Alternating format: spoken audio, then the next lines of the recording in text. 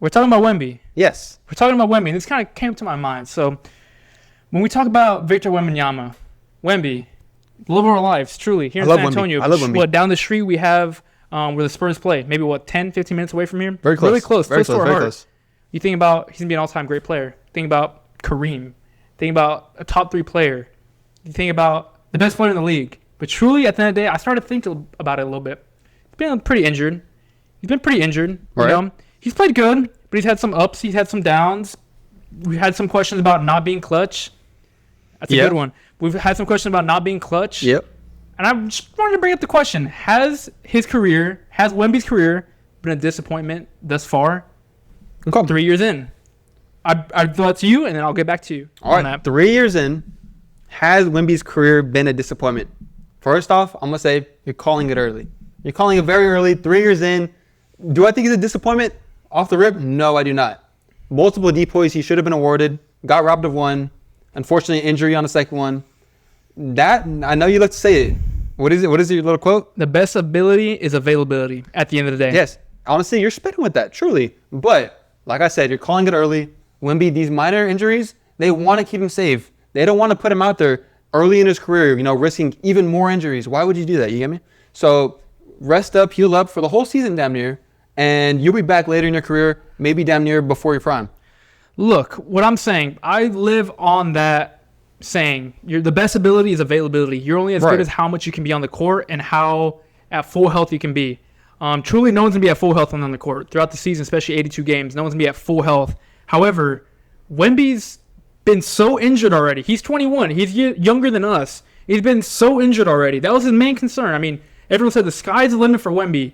The only thing that can stop him is injuries. At 21 years old, we've already seen his second season be completely derailed by injury. Could have been a promising season, could have been a play-in season, but we didn't make it. Already, he's on a 20-minute game restriction as a 21-year-old. How does that bode for the rest of his career? I mean, that's future sight. But at 21, you're already getting injured where you're missing significant time as well, and they're having to limit you. How often is he going to have to be limited? We've already seen Joel Embiid. Joel Embiid could be arguably a top 2 player in the league, but no one talks about him that way anymore just because he's constantly injured. He's very rarely on the court, and then when he goes back on there, gets injured. AD, same thing. He was a top 5 player for sure when they won the championship, and then injuries hindered him. I'm saying at age 21, Wemby's already showing signs of that, unfortunately, because I love Wemby. I truly do.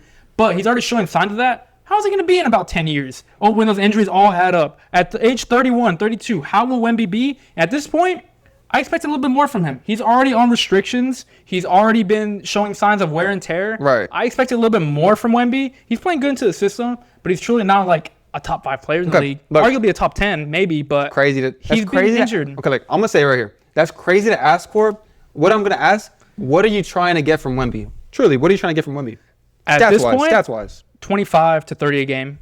A depoy in the MVP conversation. I mean, we saw him at full health the first game of the season. Everyone was talking about MVP. MVP conversation. MVP conversation. Where player. was LeBron at in his third year? Where were these all-time greats at in the third year? You get but me? Look, LeBron. I don't think they were winning championships. LeBron has survived because of his longevity. Of course. He didn't win his first championship until, 2011? Well, that's almost 9 years after he started. I don't even know if Wemby will play till year 12 But would you call all of LeBron's years up to that moment before his championship a disappointment?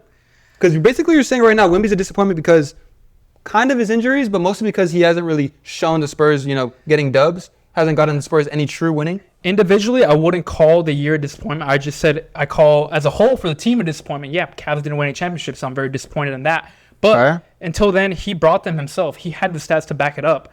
I mean, he had been all-star after all-star. He had healthy seasons until year 41. He's still playing pretty good ball. Yeah. What, has he played more games than Wemby at age 41 than Wemby's doing at age 21? I mean, longevity plays a huge part into LeBron's career. So early on, no, I'm not going to call it a disappointment for him. He was stuck on a bad team, on a bad organization. Wemby's been blessed with a beautiful organization, a team full of players that can score 10 points per game. And they have been helping him to elevate him to Spurs being the current third seed in the West. Right. But he hasn't been healthy. Like, at any moment when you're watching Wemby, you fear that he will go down. When you're watching LeBron throughout his whole career, you never thought that, especially not early in his career. Especially not this early in his career. I don't think if Wemby will play past 12 years in the NBA. Truly. Because of his health. You truly don't think that? I do not think so. There's no way. Okay, so you are saying that Wemby has been a disappointment these past couple of years? Slightly. I've been slightly disappointed. Yes, I've been slightly disappointed. I was hoping by now Wemby would have played 3 beautiful long seasons. He would have gotten at least a depoy. Again, it was robbed to him from his health, so maybe it's not his own fault, but his health was always his number one concern coming into the NBA, and it's proven to be true at this point. I mean, we're blessed that he didn't injure his knee. We saw a scary injury just a couple weeks back. We're blessed that it wasn't bad, or else we're talking about 2 back-to-back seasons before the halfway point that Wemby just can't play anymore. Right. I mean, it's only a matter of time before he gets injured again. Again, knock on wood. We love Wemby, but at the end of the day, it's been a little disappointing, and the fear of Wemby getting injured has been true. It's not just fear anymore. It's happening. He's 21, and he's still getting injured to this day, and I fear for him every time he's on the court, truly. No, obviously, bro. Actually, now that you say that, yesterday, dude, it was actually so scary, bro. Early game, ran into Giannis, straight knee-to-knee contact. I don't know if you know how that feels like. Just like, basically a brown bruise kind of pain. Bro ran off, straight off the court, limping. I was like, bro, no. And thankfully, he did show up later in the game, but I definitely agree with you in the sense that injuries can derail a player. We see players like PG-13. Fortunately, not the greatest anymore. Injuries derailed him. What other players can, pop up to mind? I mean, Tyrese was on a generational run. Tyrese Halliburton. Yeah. Biggest game. What if we have Wemby and we make the finals and then his sorry Well, that's a big hypothetical. I think right now what they're doing is they're preserving him. You get me? They're preserving him for the good games, the games that matter. Like you said, early. You chilling? All good. Early in LeBron's career, like you said, he didn't have the best squad. Same with the Spurs. You get me? Same with the Spurs and Wemby. They did not have the best squad in the first couple of years. You could definitely agree with that. They had promise. They had potential. But they never truly had a squad that was good enough for Wemby to, excel, especially even in a playing game, bro. I mean, in a playing game. His rookie season maybe. Last year, I think Wemby healthy especially after De'Aaron Fox trade, they could definitely made. I know, but De'Aaron Fox and Wemby did play for a couple games, and I was excited. I'm like, okay, they can kind of turn this around. It's early enough in the season where they could turn it around. For a play and push. And who knows what they can do? Wemby and De'Aaron Fox together. I mean, they pretty much had around the same squad. Of course, they're missing like a Luke Cornett, these pivotal key players. Yeah. Who knows? They could have made the playoffs as a 7th, 8th seed, and maybe taken a couple games.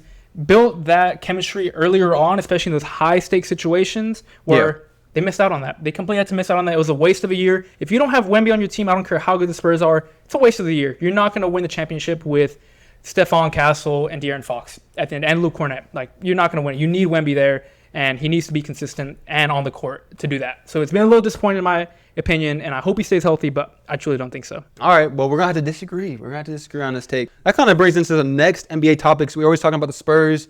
We had the Spurs drum chant tradition getting canceled. I don't know if you saw that. You saw that for sure. First beginning of it, right? The origins of it. Yeah, I said it was trash. I said they needed a bigger drum. They definitely need a bigger drum. Your starting player can't be bigger than your drum if you're going to have a tradition like that. It's pretty hard to get a big drum. That's a big drum. You got to get a big drum, a bigger drum. Shout out Texas. Shout out UT. I've already said that. Shout out Big Bertha too. Biggest drum in the world. You need a big drum if you're going to have a tradition like that at the end of the day. I'm not going to lie. That weak, sorry drum ain't going to do nothing. You know what? They got rid of it, and I'm happy they did. It was a weak tradition. I like the Jackals. I like the story behind it. Yep. I like they got rid of that drum. I don't like the reason they got rid of it, but I like the reason that they got actually. Yeah, so basically, the reasoning behind all this was actually kind of controversial, honestly. So basically, ESPN on TikTok posted, the Spurs tradition, them hitting the drum. Recently, OKC beat the Spurs, and I believe it was at home. Yeah, it was at home. They brought their own drum out. They showed out. They did, honestly, probably better than the Spurs, which kind of sucks to see. But they did their own drum tradition. Comments were going crazy saying, OKC did it first. OKC did it first. ESPN was making it seem like, oh, okay, San Antonio had this tradition by themselves. A lot of fans were outraged. I actually went to the game yesterday. Spurs versus Bucks. Back home, they cut the tradition completely, bro. It's pretty crazy. That's pretty crazy. And honestly, I think they're cowards for doing that. Truly, they're cowards for doing that. I think they should keep it. It's weak. It's weak, the fact that you got rid of it because OKC did it and they shed light on it. But I think it's a weak tradition altogether. You know what I mean? I mean, from the inception, it had no aura. We're talking about aura in 2026 right now. It had no aura with that weak-ass drum. It's a weak tradition. They should have a better one. They truly should have a better one. But again, the reason they got rid of it is a weak reason too, just because they got caught out for OKC bro. doing it. And by OKC too, bro. Come on. Our rivals, we're going to cower down to them. Personally, I think the Spurs should step up, bring back that, the drum. We had fans over here going like this, raging, saying, "Where's the drum? Where's the drum?" Honestly, I was like that too. You raging? I was like this. I was like, bro, where's the drum at? Where are they gonna bring the drum at? And honestly, I'm pretty sad by it. I was excited to do it. I didn't call the tickets for the drum, but I hope they bring it back. Tier 1 goober. Tier 1 goober asking asking for a drum. Call it what you want. I appreciate whenever fans, especially fans of my team, are all, all together, synchronized, going like this, doing some kind of chant. I think it's very, very wholesome, and it's very, it's good for the team, good for the whole morale. Look, I don't think so. It's not a horrible tradition. I think the execution was truly horrible. You know what I mean? Okay. So I think maybe the Spurs shouldn't back up from it. I think they should go all in on it. Like I keep saying, they need a bigger drum. Grow some nuts. Bro. Grow some nuts at the end of the day. Get a bigger drum. Make everyone forget about OKC. Have a bigger drum. Come out there with the biggest drum in the world. That's all I'm saying.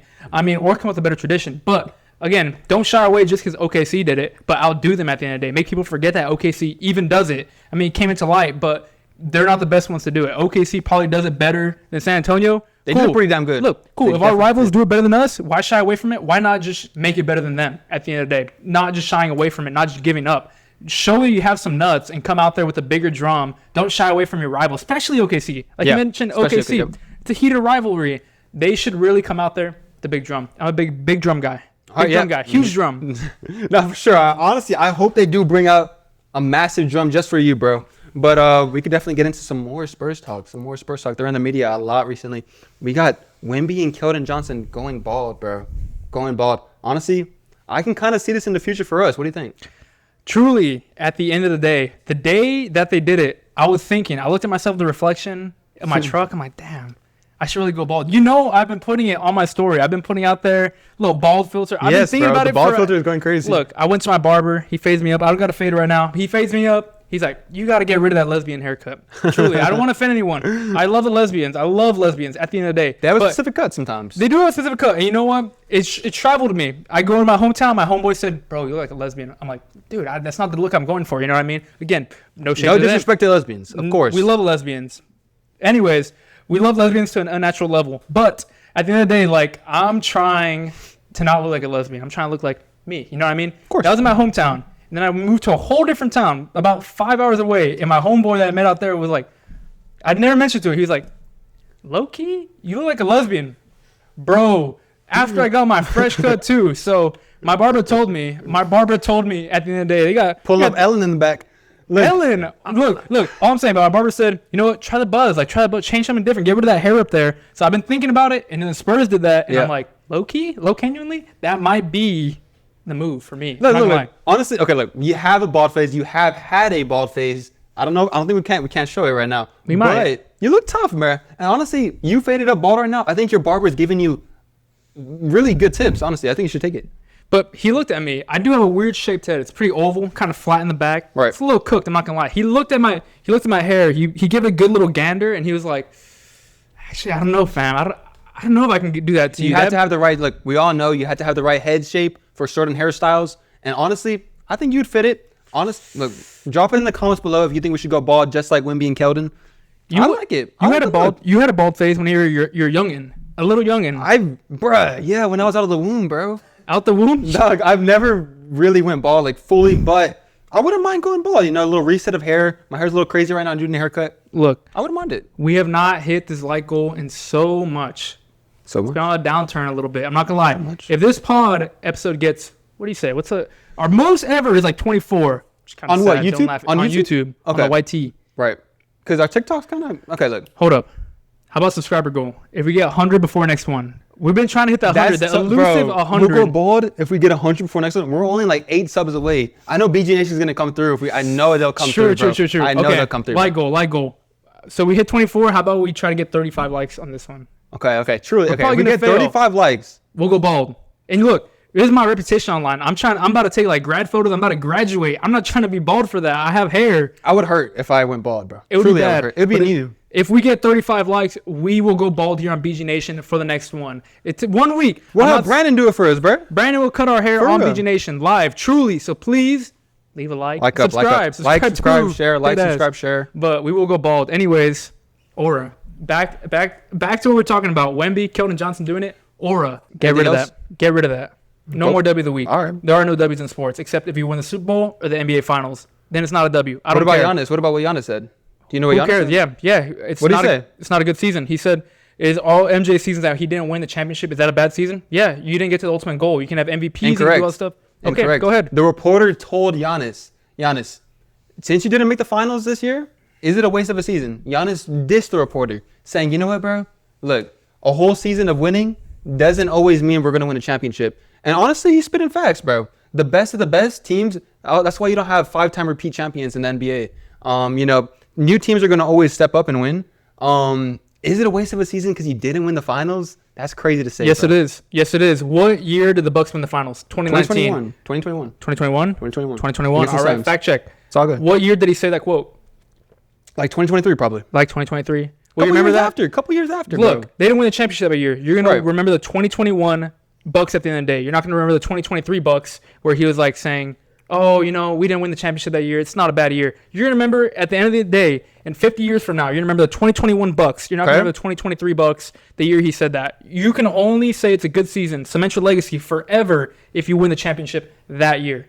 So if they don't win the championship, I don't care what else you did. I don't care if it's a good season. I don't care if the Steelers get all the wins in the world. They have winning seasons. They don't count. The only ones we're going to remember are the ones where they won the Super Bowl, not the mid-seasons where they made the playoffs, not the mid-seasons where they went 9-8. I don't care about that. Right, quick question. Do you think, does this only go for teams or does this go for individual players? Because, you know, some individual players don't have rings themselves. Does their whole career get thrown out the window because they don't have one ring? It definitely puts a damp in it. I mean, if you win, the first one that comes to mind for me personally of a player that didn't win a ring, I don't know why, it's Carmelo Anthony. But at the same time, he also didn't win any MVPs. He has All-Star games. So, like, I mean, SGA would be cemented because he won an MVP. That is a true award that will cement you. You're the MVP winner of that year. But, I mean, Carmelo, what is he going to be cemented for? Nothing. He didn't win any MVPs. He didn't win. Scorer, bro. He's a great scorer. He's one of the best scorers of all time. Not even top 10. One of the best ISO scorers of all time. And I think that goes a long way. Yes, I do agree with you in some extent. Having a ring, not having a ring does definitely hurt your career. But we cannot throw out an entire career just because they don't have a ring. We give players like Allen Iverson, John Stockton, Karl Malone mad respect. But they don't have one single ring to add to their name. But yeah. I know, but Carmelo didn't win anything. Who's going to remember him? I mean, us that watched him growing up, but post-career, who's going to remember him? Not many kids growing up are going to – he's going to be elite ball knowledge in about 20 years. Okay, look, that's a take. That's an interesting take to say, bro, because Carmelo did change a lot of things, I feel like, with the sport. He definitely was one of those big three with LeBron's class. That's definitely difficult to say. No, but then you're going to remember Dwayne Wade a lot more than him because he won the rings with LeBron. You remember Chris Bosh a lot more because he won those rings as well. That's different. Carmelo, he's going to be elite ball knowledge. He was a good hooper. He was a great hooper. He was one of my favorite players, honestly, to watch at the time. But he didn't win anything. Yeah. There's no reason to cement his legacy. He's not even a top 10 scorer anymore. As a pure scorer, he was more of a pure scorer type of guy. Not even a top 10 scorer in the NBA anymore.